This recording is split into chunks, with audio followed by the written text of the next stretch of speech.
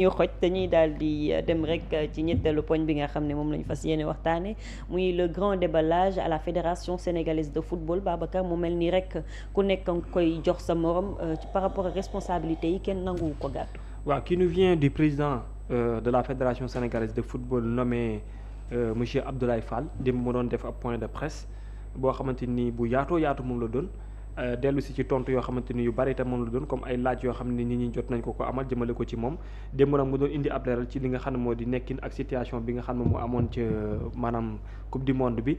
ci fàttali fédération sénégalaise de football comité exécutif bi mu dajalooyee ginnaaw bu ñu waxtaanee daanaka ci diirub juróom wala juróom-ñaari waxtoog loo xam ne lu teg la décision bi ñu mujjee jël mooy dàq ki nga xam ne moo nekkoon coach équipe nationale du Sénégal mooy ki nga xam moo di Pape Thiaw. Donc désormais Pape Thiaw ak son staff ñoom bokkatuñ ci ki nga xam ne ñoo di équipe nationale du Sénégal à l'exception de Lamine Diatta su fekkee jum moom mi nga xamante ne nañ ba ndege ni dañ ko bàyyi ci postam boobu noonu mais xam nga loolu bu yemoon foofu daanaka li ñu mën a retenir ci ay kàddum moom Abdoulaye Fall dafa ñëw dellu si waat ci li nga xam ne li ci gën a am solo daanaka mooy ci wàllum relation diggante moom ak le coach en tant que président fédération sénégalaise de football na ñoom ñaar seen relation lu baaxoon la lu rafetoon loo xamante ni lu ñu amoon la mais benn instant ci wàllum renégociation wala négociation contrat bu Pape Thiaw pour renouveler ko daanaka cooli lu baree bari foofu la déparé mooy bi ñu demee ba nga xamante ni pare nañ pour def renégociation pour defaral Pape beneen contrat moom ci la ko teel a wax sax ne ko Pape envoyé ma sa contrat pour ma liggéey ci pour mën a xam renouvellement bi ni muy demee. nee na bi mu liggéeyee ba noppi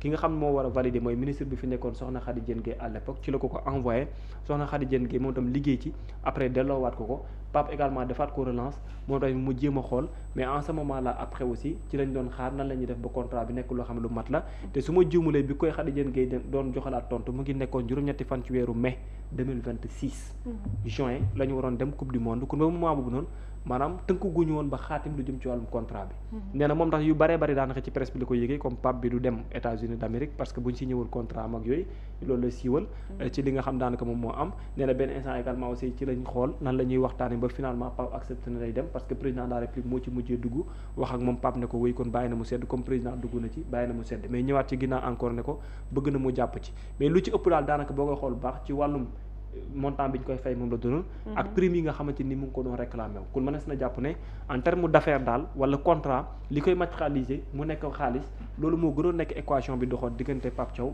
ak la fédération sénégalaise de football nee na ba bi ñu demee ba ñuy yeggal tamit ci wàllum logement yi ñoom dañoo choisir fenn yónnee ay émissaires ñi dem xool également aussi fan la bi ñu choisir ba noppi gis ne fii baax na ñu dem ba yegg États-Unis ci la Pape ñëw na leen fii baaxul donc nañu xool feneen ci lañ choisir fa nga xamante ni foofu lañ nekkoon ca New Jersey mu di hôtel boo xam ne nii nee nañ ay nit ñi nga xam ne dañuy am ay néew ñoo fay nekk maanaam bu ñu waree suul ay nit foofu la ñuy ñëw loger bi ñu demee nee na moom bi mu ñëwee dugg ci sax gis na ne hôtel boobu noonu c'est-à-dire commodité bi tax ñu nekk di wax lu ci bare bare de sona parce que armoire ak yooyu noonu yëpp ci bare sax kiwul mais teewul aussi y avait une sécurité ak lu bare bare loo xam ne mettre nañ ko en place pour ñu mën a liggéey ci anam boo xamante nii bu mucc ay moom lay nekk mais beneen bi ci tegwaat tamit mooy dans le cadre de l'exercice ak durant mondial bi parce que nee na moment boobu noonu affaire contrat bi taxaw seen diggante ba mu dem ba sentir ne Pape am na ñu dugg ci diggante moom ci wàllum contrat bi Pape di def ay aller retour ak ay relance ci yenn suggestion yeeg ci yenn bëgg li nga xam moo di indemnité yeeg ndax dem na ba laaj ko sax ci wàllum prime yi nga xamante ni wax na ko prime de signature bi ak prime yi nga xamante ni dina ko am bu ñu gañee ak yooyu noonu ci fédération bi fay benn partie beeg yooyu yu bare bare nangu na ko mooy 1% ci li nga xam moom la ñu am comme xaw ma nuñ koy tuddeeti yooyu yëpp benn instant d'accord na ko mais neen daal yooyu noonu gymnastique boobu ñu doon def ci wàllum jëbalante beeg moo indi relation bu yàqu dem sax ba moom ci jëm boppam classement bi sax ci terrain bi la koy yëgee donc yëgatul sax ne Pape lii la teg comme classement wala ñii la nekk wala leneen la loolu nag benn instant indi woon na problème yoo xamante ni lu bare bare mu jàpp ne lu garaaw la ca président fédération sénégalaise de football boo xam ne mënul am sax lu jëm ci wàllum classement équipe bi ndax ci biir terrain bi moom la koy yëgee beneen bi ci tegwaat aussi wax nañ ci waxu staff bi nga xam ne moom moo nekkoon ba ci xuloo Pape bi nga xamante ni am na Pape gi ak na nga xam ne lañ ko waxee indi na ci ab tontu nee na ci wàllum staff bi am na loo xam ne lu bare bare luñ ci waroon a mën a xool la parce que Pape Thiaw dem na sax ba limaale ci médecin bi nga xam ne mooy ci nekkoon médecin équipe nationale du Sénégal bi ne médecin bi tamit problème la woon parce que à la base kooku formation principale kii la gynéco la donc nekk médecin boo xamante ni ñuy sax ñi gars yi def nañ communiqué dinaa ci dellu si waat association des médecins sport du Sénégal def nañ benn communiqué dinaa ci dellu si waat mu mel daal daanaka boo koy xool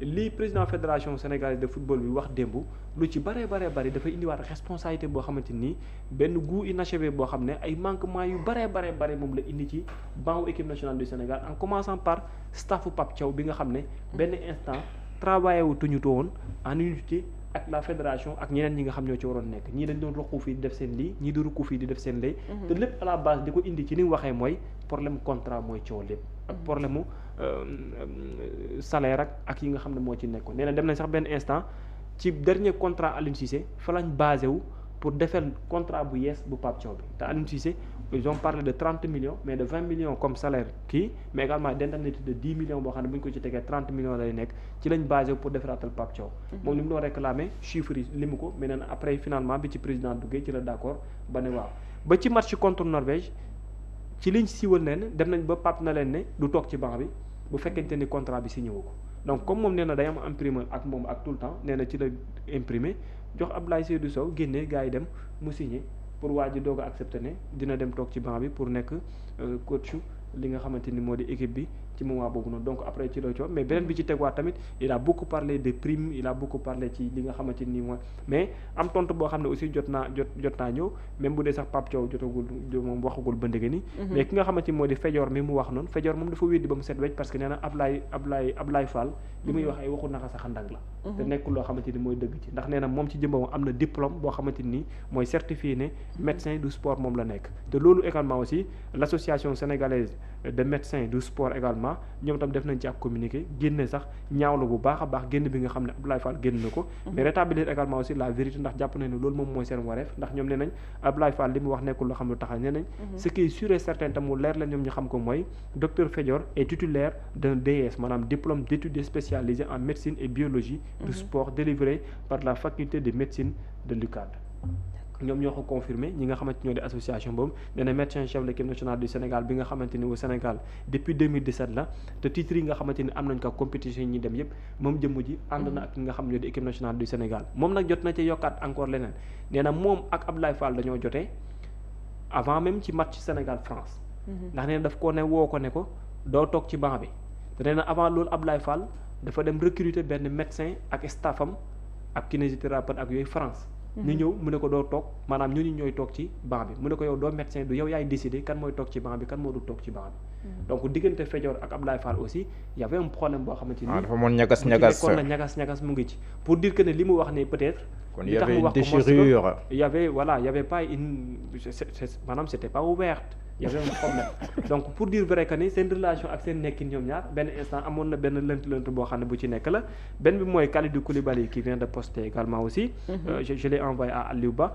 moom tamit defaat na beneen poste boo xamante ni bu yees la moom Kalidou Koulibaly nee na ndax réellement waroon nañ mën a yegsi fu mel ni di ridiculiser ci kanamu àdduna li nga xamante ni moo di image football bu Sénégal nee na nañu bàyyi xixante bi ak defarante bi ak mbiicoog mbaaloo bi ndax du def lu dul yàq li nga xam ne moo di la ñu defoon ci ay sacrifice ak ay effort at yi nga xamante ni moom moo weesu nee na nañu delloo ci xel yi te xoolaat li nga xam ne daanaka moo di tànneef yi waaye xoolaat tamit li nga xamante ni moo di mëñu football bu Sénégal ak ëllëgëm ak lépp loo xam ne lu ci war a mën a topp la ndax li ñuy def war nañ ko mën a def de sorte que seeni ay rakk war a mën a continuer li nga xam ne ci wàllum taarix moom la ñu bind mu yokkaat ci également aussi ne responsabilité maanaam defin bi la tax mu am problème ñi def bari nañu waaye yooyu noonu yëpp war nañ ko mën a teg xalaataat delloowaat suñu xel ànd ak doxalin boo xamante ni footballu Sénégal ak image am dañ ko gën a taaral ci àdduna comme li nga xam noonu la yàgg mel leneen li nag mooy ne nañ continuer nekk benn pour gën a avancer loolu li nga xamante ni moom moo nekk seen wàllum mbir ak li nga xam daanaka moo di wàllum football Sénégal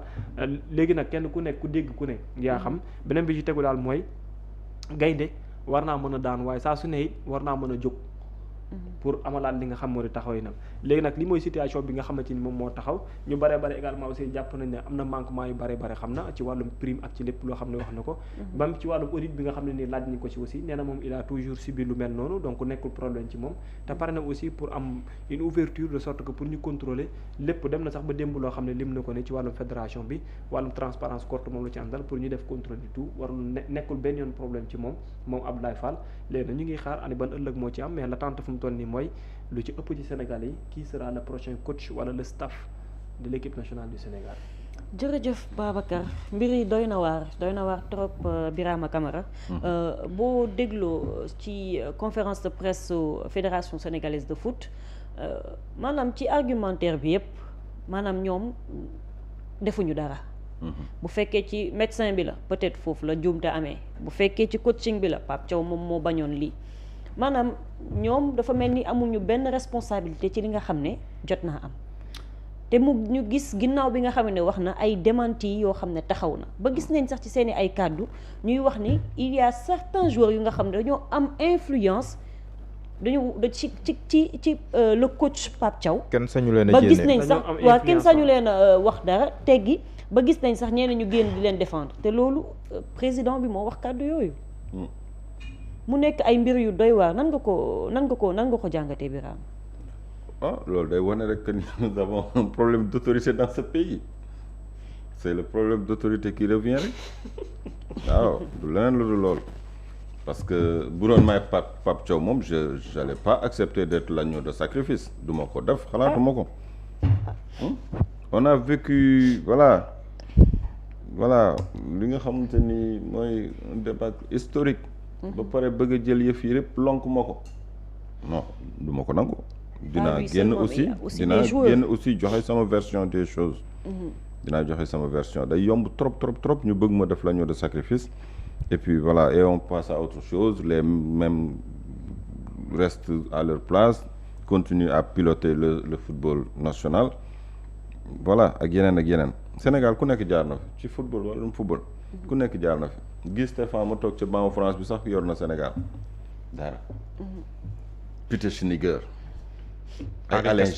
ay Alain Giresse xas yi ñu xasoon fii ku ne jaar na fi Sénégal ku ne jaar na fi ku ne ñëw na Sénégal léegi ñëpp am problème mais ñun moom ça va quoi ku ñëw yow yaay problème bi tu pars ku ñëw yaay problème bi tu pars le problème je pense que le problème il est interne le problème du football sénégalais le verre est dans la pomme li ñu teree avancé nekkul feneen bu ñu ko xoolee feneen nañ ko xool Aliou Cissé même problème yi rek la amoon les mêmes problèmes Aliou Cissé dafa dëgër boobu dafa lii dafa laa coow lu bëri te boo waxee nag ñenn ñi ni la non xamoo sport ñun ñoo xam sport te seen xamuk sport bokk lu dul commentaire lañ ci am commentaire kese nga ci am pratiquer woo ko comme ñëpp suivre ak commentaire ba pare bëgg ni yow rek yaa am kàddu ci sport parce que yow yaa am temps wu focaliser wu ci sport rek yow yaa war a wax ci sport man jàpp naa ni yëf yi demewul noonu bi ñu waxee waxum équipe nationale du Sénégal fii laa ni leen man xooluma li ci terrain bi man li nekk au-delà du terrain laay xool parce que liy feeñ ci terrain bi souvent nekkul problème mu gazon bi ballon bi problème mu administration sport dafa développé industrie la lu tax ñu bëri di xiiroo ŋaayoo di xëccoo yëf yi pour bëgg cee bokk parce que dafa am nag lu ci nekk quoi ñun ñoo ko xamul mais ñoom xam nañu ko. D'accord. jërëjëf équipe nationale boo xam day dem compétition. bu ñëwee on ne fait même pas un bilan financier. dóor nañu gagné wuñu fii la ñu toogee y a pas de bilan financier. nee naa leen cette fédération n'a jamais été une maison de verre pour man ndax la fa nekk c'est tellement dañ ko def lu lëndëm ba. yow tu bosses pour nous sénégalais yi ngay liggéeyal xaalisu sénégalais yi ngay jëfandikoo lu ñëpp bokk nga yor rawatina sax drapeau national mais boo demee ba ñëw amoo mat gu toll ni toog defal ñu la bilan. lan moo tax Khady Diène Gaye bi mu defee bilan saison bi ñu defoon Maroc mu jaaxal ñëpp parce que tàmm ñu ko gis lii la ñu yoroon ci budget lii la ñu yóbbu en liquide lii la ñu yóbbu par transfert bancaire parce que nii laa ko bëggee woon parce que dama bëgg traçabilité bi ñu demee def nañu lii bi ñu demee hôtel lii délégation bi nii la tolloon mais ana lu gën a yomb loolu li nga yor moo ko lu askan wi bokk la da ngay dem bàyyi ko fi am na ñu ko yoroon avant yow mais defal ñu compte rendu bilan financier état compétition yi état day génne ay milliards jox leen ko lan moo tax du ñu wax suñu xaalis fan la dugg lan moo tax chaque fois ngay dégg ay rumeur ay Mumbai Bamboula par ci par là la ñuy wax am na bu njëkk dans les années 80 et autres peut-être journalistes yi bëri wu ñu woon médias yi bëri wu ñu woon ñu bëri dañ doon nëbbal yi doon am heure bu ñu demee rek ñibbi si loxoy neen ñu naan xalam dama na bay neex chaque fois dépenser ñibbi si loxoy neen Sénégal c'est un grand pays de foot te mënuñoo gagner dara jël nañ fi champion nekk nañ fi équipe championne d'Afrique dem fi Russie xawma du Qatar déroute bu extraordinaire personne n'en parle yooyu di répété wu moo tax le problème d'autorité am na fi fédération bi ñu fi nekk man la fa nekkoon ci jamono Augustin Senghor ak li fi nekk nii gisuma ci benn différence c'est les mêmes têtes. même nit yi est-ce que bay gënul sax parce que même nit yi ñoo fi nekkoon. que nekkoon troisième vice président fexe na ba wëlbati ku nekk secrétaire général fédération bi. xoolal ni ñu fale Abdoulaye Fall coow li ci am soupçon de corruption yi ak yeneen tractation yi te c'est les mêmes personnes même ODCAV ak ONCAV les mêmes personnes ñoo ko yor mel ni lu ñu doon ci seen i waajur. Khady Diène Gaye bi muy def passation de service alerté woon na moom mi ngi doon wax la nouvelle arrivante Clotilde que boo bëggee doxal yoon y a des lobbying yoo xam ne dañ lay sax jaxase avec certains agents de la presse pour que ñu diaboliser la. wax na ko lu leer daf ko teel a alerté xamal ko ni ko football bi dafa am ñoo xam te ne dañ ci nekk pour jariñu mais nekkuñu pour jariñ football bi. loolu nag boo ñëwee bëgg a am résultat foog nga jaamaarloo ak ñoom te du yomb nag. moom jox na ko ay digle. yoo xamante ni xaw ma kañ la koy appliquer mais pour l'un et pour l'autre xoolal diggante bi nga xamante ni moom la Khady Diène Gaye jógee ci ministère bi ak diggante bi ku bees ki di ñëw Coly. mais diggante boobu noonu mais c'était une porte ouverte à toutes les débauches diggante boobu noonu diggal boobu rek ñun bi ñuy dem mondial nañ jàpp ni amuñu woon ministère baa ngi fi avec les techniciens et autres mais ñoo xamante ni aussi voilà ku ci nekk sa bopp lu ñëw damay am ci prime yi damay lii ku nekk yaa ngi. voilà pilote ministère léegi diggante boobu noonu kii falu na kii passation de service diggante boobu ñun ci lañ dem compétition.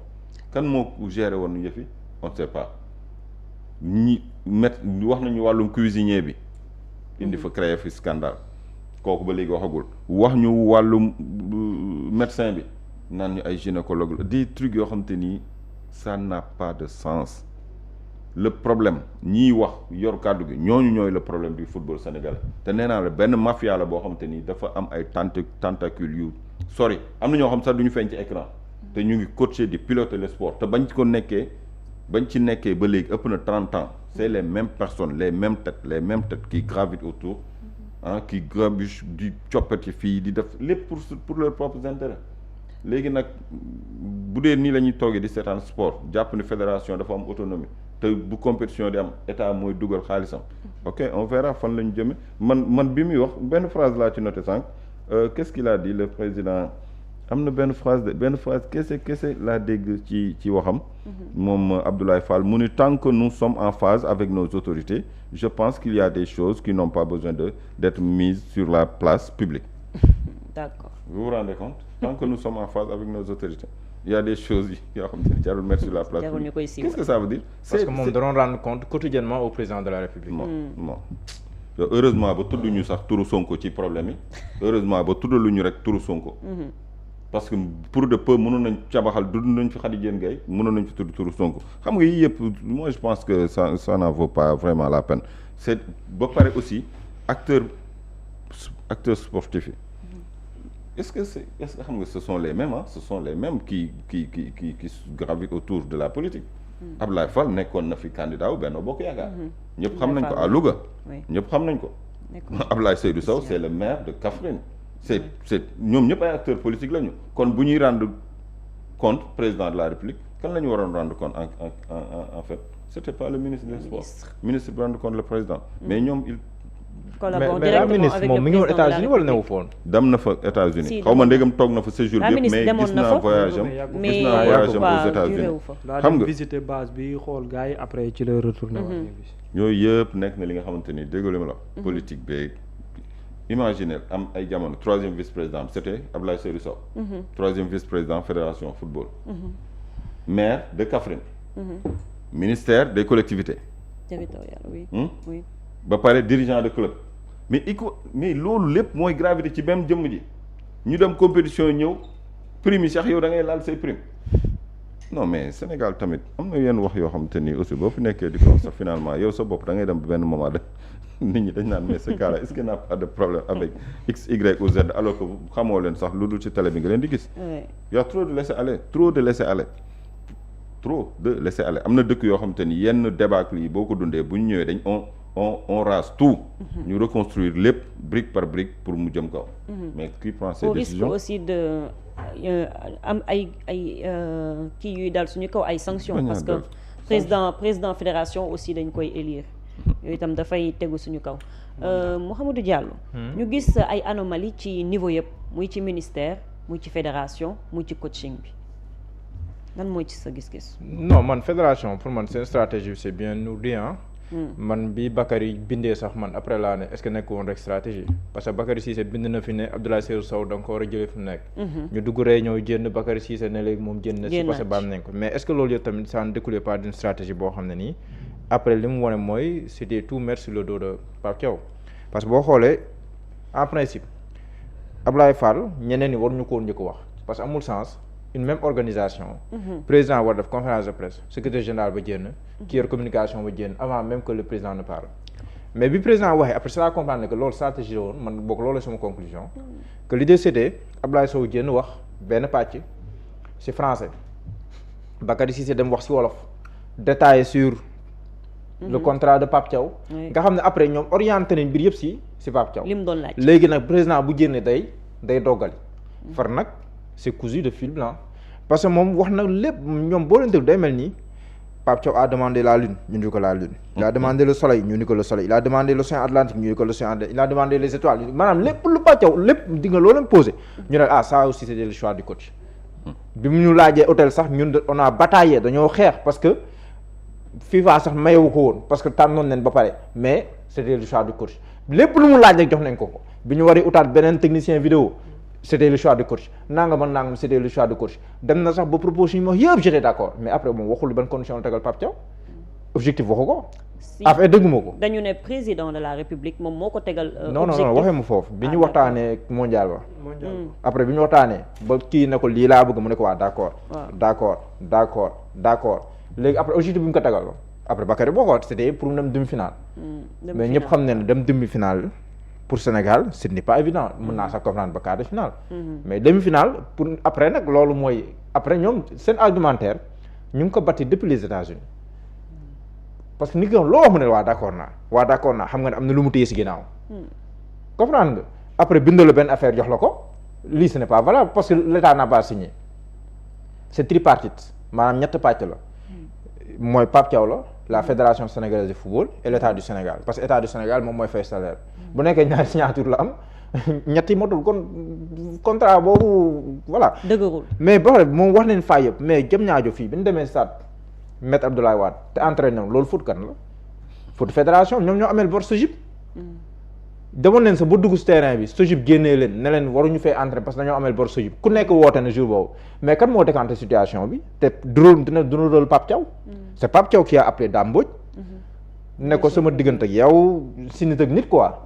après Dame Mbodj ne ko bu nekkee Pape Thiaw la yow mun naa la koo may mais après il s'est trouvé que jour yi seddoon nen après mujj ñu entraîné jour boobu defe naa sax c'est le même jour bi Kalidou Koulibaly di leen may mooy reer boobu ñu reeroon foofu defe naa même jour bi la woon.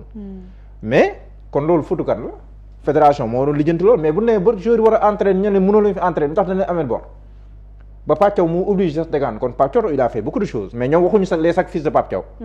parce que Pape Thiaw bu ko neexoon mu croiser les bras. ne man nekkul sama loolu sax bokk na si liy précipité lu tax ñu teel a dem États-Unis parce que bëgguñu parce que fay ñu bor yi fii comprendre nga man on parle beaucoup de choses Abdoulaye Sow mais. man li sama jàngat Abdoulaye Sow tane ci fédération bi moo fa tane nag. parce que boo dégloo président bi xam nga communication bi tax mu garaaw li mu wax ci médecin bi boo ne c'est un gynécologue dans l'entendement dans la conscience populaire loolu la ñuy jàpp gynéco mooy ki nga xam te ni spécialité mooy xool jigéen loolu la ñuy jàpp quoi maanaam conscience populaire léegi nag nga dénk ko ay góor waxuma sax ay mbirum sport yaa ngi gis subtilité bi ci communication yaa ngi subtilité bi ci communication bi moo tax nga gis gars yi dafa laal nag ñoo xam ne nii nag bëri nu coow waaye ku leen laal mooy avocat yeeg médecin yeeg di nga dañuy jàppalante dañoo seen biir mais gis nga boo ko tax communiqué bi ça ne s'est pas fait attendre pour leeral parce que koo xam ne nii waxuma la sax parce que un médecin aussi avant muy spécialisé mbir il a été aussi généraliste ba spécialisé benn mbir loolu benn la ñaareel mu am un diplôme 2 ans de spécialisation si wàllu woowu ñaar. ñetteel mu am une longue expérience si loolu. expérience bi rek expérience bu am si loolu rek. waaw près de 10 ans 10 ans oui. 9 ans. voilà léegi cette longue expérience rek loolu rek jàng la. loolu def di fukki at si benn même su bi. fekkoon il était spécialisé en gynécologie 10 ans d'expérience yi mu ci am. yi mu ci am war na ko mën a permettre mu ñëw nekk foofu. da lay professionnaliser. da lay professionnaliser. maanaam boor boo ko mënti jëlee. da ngay xam ne que mais communication Abdoulaye Fall dafa moo ko tey communication bi baax. mais léegi après c'est contre-productif moo tax Kalidou Koulibaly. non seulement pour l'équipe mais pour ñoom seen jëm bopp. voilà mais mais ñoom leen yemuñu ci coach bi mais dañu ne am na sax ay joueurs yu nga xam ne dañu doon influencer le coach. mais ba pare boobu gën a garaaw boobu yaa ba ngi pare wax semer ni la dañoo def zizanie poste. au sein même de la tanière. loolu ñëpp ñu ngi ko doon gis ndi ko seetlu mais loolu le président ne doit pas dire ça. il devait même pas en parler. mu dem ba ne am na ay jeux dañ leen ragal a génnee am na dañ leen ragal a dugal. mais loolu man moo tax la réponse de Kalidou Koulibaly xam Kalidou Koulibaly bindoon na tontu si loolu. oui balaa lii day xew. wax ne que moom musulu wax ne que bu diw ñëw bu nangam ñëw. mais bu ñëwaatee waxaat lu mel ni Kalidou Koulibaly tontu mais loolu cadre yi moo tax mi wax. la colère de Pape Gueye on la comprend am na lu si moom sax dafa mel ni ku xaw a jël partout Pape Gueye. ne il y a des problèmes effectivement li mu wax noonu la mais xaw a sans citer les cadres mais da ngay sentir ne cadres yi aussi lay waxal. parce que quand il dit que am na da leen ragal a génne. mooy dafa am joueur yu ñu yàpp ak joueur yu ñu yàpp. te loolu ça revient au cadre. waaw daanaka parce que cadre lañ doon naan la moo tax duñ jëlee diw la moo tax duñ jëlee diw. après da lay wax nag bi ñuy jénnee diw sax ñaari cadre ñoo teg pression si Pape Thiaw ne ko jénneel diw xam nga yow dégg ko. mais loolu un président de fédération ne doit pas dire ça parce que loolu dafay gën a indi semer la zizanie au sein parce que après. jàpp na ni cadre yooyu retraite la ñu gën a jege. mais après am na ñeneen ñu fa des du ñu gis seen bopp nga foog. ku mel ni Ismaïla Sarr du gis boppam. ku mel ni Pape Gueye du gis boppam. ku mel ni Krépin Diatta du gis boppam. effectivement.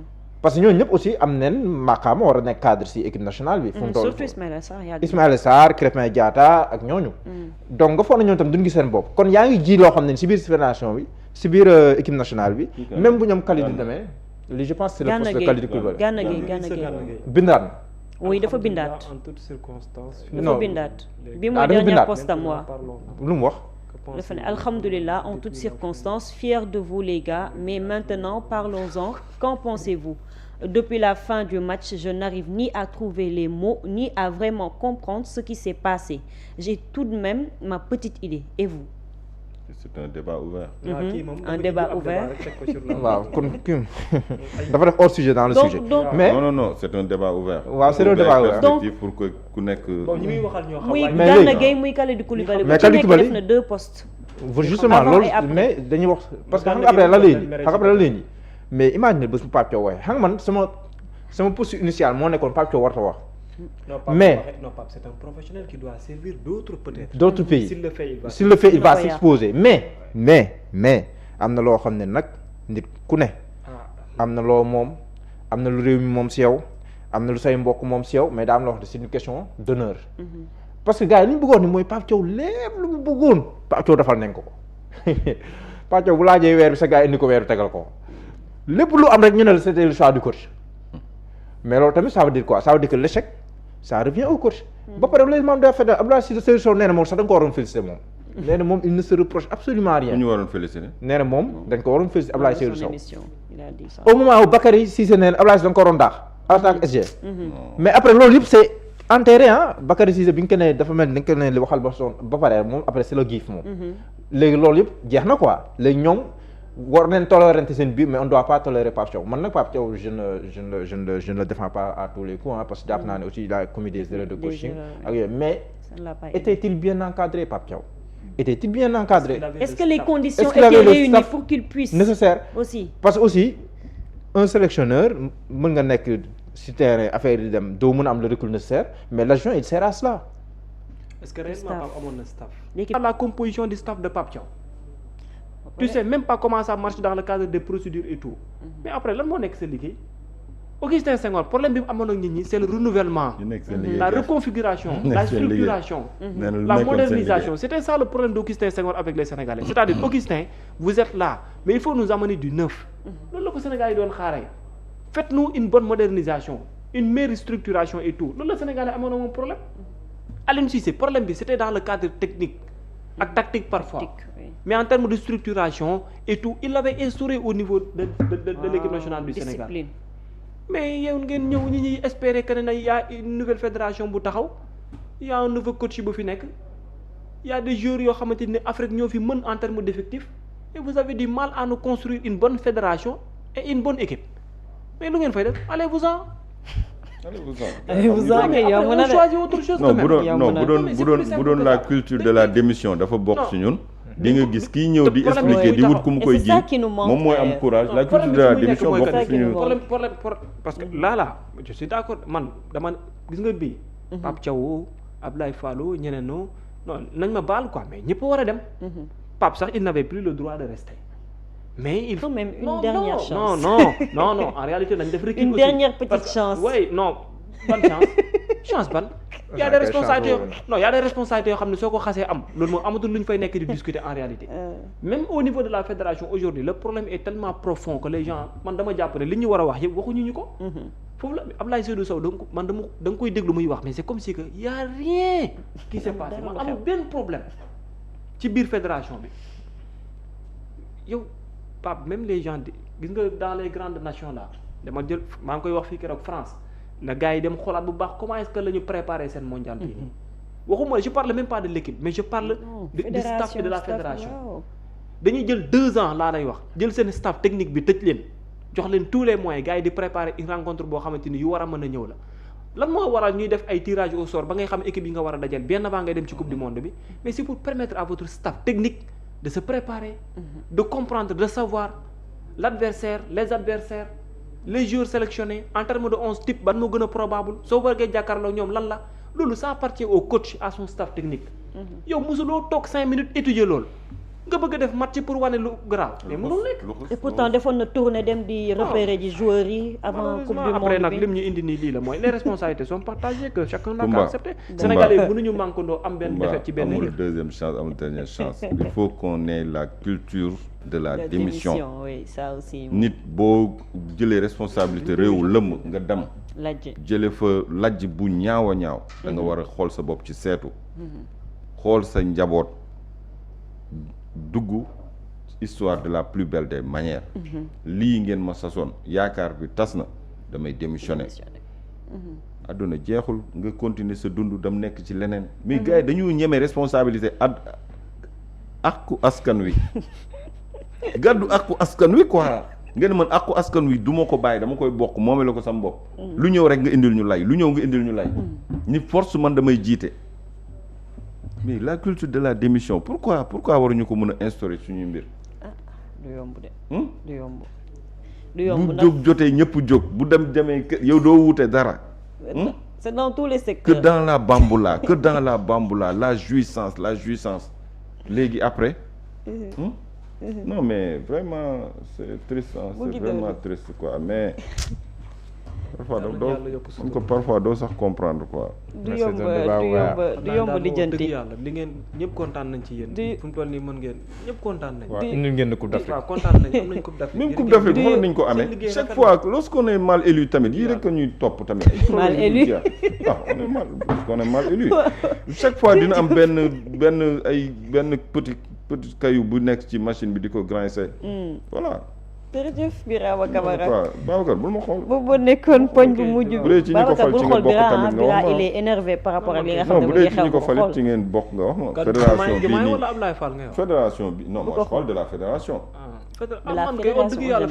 lan nga yaakaaroon ci loolu laay wax politique non je parle pas de politique je parle de la fédération. non fédération moom pour dire vrai man moom laa jël association xam na ko. man basket bi am na problème football bi am na problème. non bu ko waxee yaakaar ne billaahi du complexe c'est parce que dama xool bëgg naa football trop mais yàlla mi ñu tim xam na ne benn yoon laa mos a toog ci stade di seetaan football boobu gone laa. amaguma sax boobu 15 ans boobu ba léegi nii dugguma ci biir stade toog di seetaan football. del dem di nga gis talent foofu. même boo xamul li ci organisation bi di nga gis talent foofu. mënu ma laa wax sax année bi passé nii Ligue 1 kan moo ko jël. am na solo boobu boo nekkoon ñetteelu poñ bi ñeel li nga xam ne jot nañ koo dégg ci fédération sénégalaise de foot ak li nga xam ne rek moom moo di conférence de presse bi Abdoulaye Fall président ba daal di génnoon doon def démb di sant di gërëm ñi nga xam ne ñoom ñoo doon gunge ci émission bi muy COSEDI ànd ak ñun ak meew Lalia ànd ak ñun ak huile Lalia ak vinaigre Miss waaye itam di sant di gërëm rek ñi nga xam ne ñoom ñooy Nabou Pastel Kumba Beñe mi ñuy gunge saa su nekk ci matinal point sn ma daal di leen di bàyyi rek ngeen tàggatoo. jërëjëf soxna Koumba ba suba incha allah. Mouhamadou Diallo. ba suba incha allah. Birama Kamara jërëjëf Koumba ba ëllëg incha allah rabbi. di sant di gërëm ñi ma doon bokkal plateau bi waaye itam ñi nekkoon ci partie technique bi Medoune ak ki nga xam ne rek moom moo di Aliou Ba sant ak gërëm ñenn itam ñi nga xam ne ñoom ñoo doon topp ci subaak léegi di leen jox dig daje ba ëllëg incha allah jërëjëf.